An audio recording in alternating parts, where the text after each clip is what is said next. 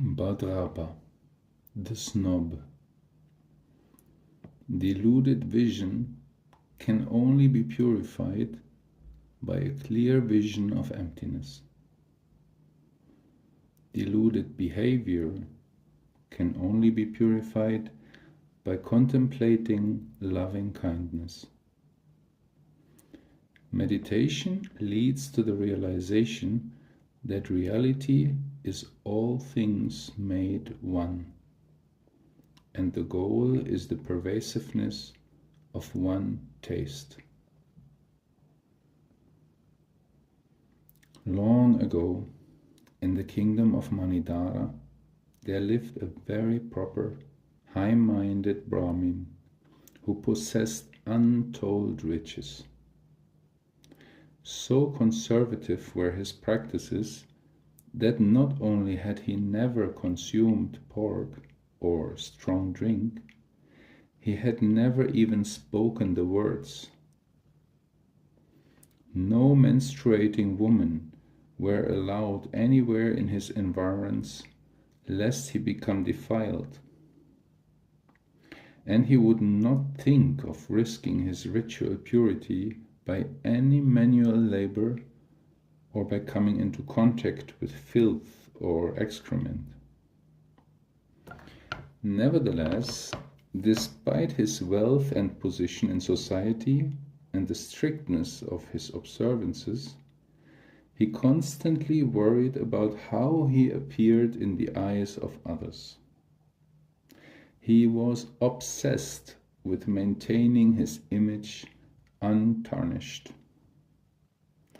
One day, when his aristocratic friends had gone out to perform their ritual ablutions, he found himself alone in the house. When a disheveled yogin with matted hair appeared on his doorstep, begging for food, he was forced to speak to the man himself. In a desperate panic to get rid of the mendicant before anyone saw him, he ran toward the yogin, waving his hands and shouting, "Out, out! You are unclean! You defile my house!" "What do you mean, unclean?" asked the yogin coolly. "What do I mean by unclean?" said the Brahmin, observing his unwanted guest with a sneer. "I mean unwashed for years, wearing filthy rags, carrying a football made of a human skull, and stinking of rotting garbage. And you are quite obviously from a very low caste. Now please go before any of my friends see you." The yogin stayed right where he was and gazed at the Brahmin unwaveringly. "That is not unclean," he said softly. "But I will tell you what is. Viciousness in speech, mind, and action. That is unclean. The subtle defilements of the mind, those are unclean. None of these can be removed by ritual bathing. Soap cannot cleanse the mind and heart. Only the pure bath of the Guru's instruction can clean away such impurities." Seeing that the Brahmin was listening to him intently, the yogin sang him this song. "Neither priest nor king is the highest of beings, only the bodhisattvas. No amount of scrubbing can cleanse body, speech, and mind. Only the precepts of the lineal guru give matchless purity. No rich man's feast of milk, cheese, and curd tastes the most sublime. Only desirelessness sets the best table." The Brahmin was gaining confidence in the yogin by the minute and begged him for instruction. "Give me food and I will teach you," said the yogin simply. "Very well," agreed the Brahmin. But then he suddenly remembered how all this would look to his friends and added, "But not here. My friends have no faith. Let me come to your house and listen to you there." "I live on the cremation ground," said the yogin, walking away. Then he stopped, as if deep in thought for a moment, and turned back to the Brahmin. "Bring some liquor and pork with you when you come." "I can't do that," cried the Brahmin, horrified. "What if someone saw me?" "If you want instruction, do as I say," said the yogin sternly. "All right then," said the Brahmin, "but not before nightfall."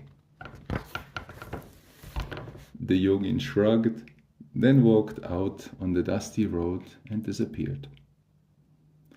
The Brahmin was in a quandary.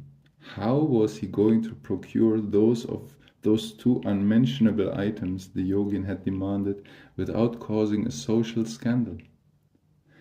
Finally, he hit upon a plan. He would disguise himself as a low-caste servant and shop undetected. Although the very idea disgusted him, he pulled it off successfully.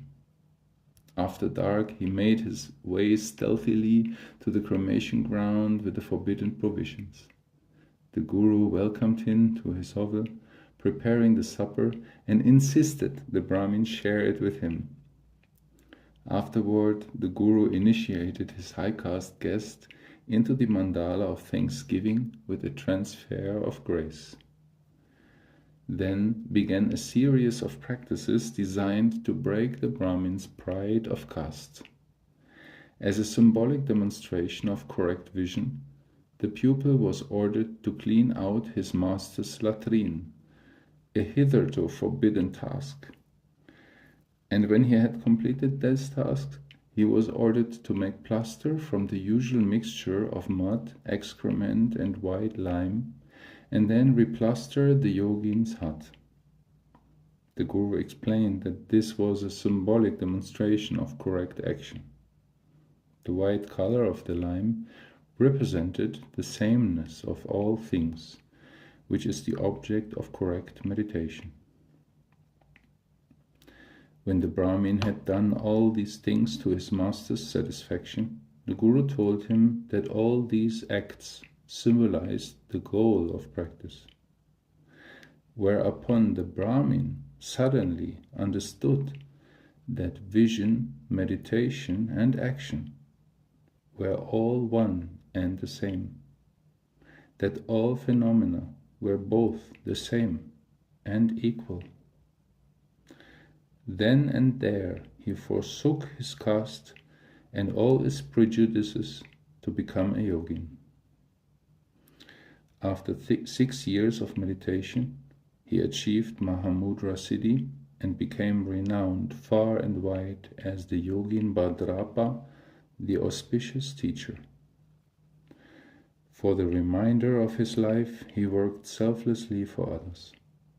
And when the time came for him to be assumed into the paradise of the Dakinis, 500 disciples were able to ascend with him. Nimo delek tsendele, nime gunyan delek shi, ninsen tatu delek pe, koncho sumgi jingi lop, koncho sumgi ngorup so, koncho sumgi tashi sho.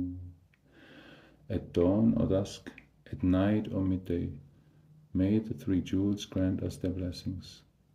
May they help us to achieve all realizations and sprinkle the path of our lives with various signs of auspiciousness.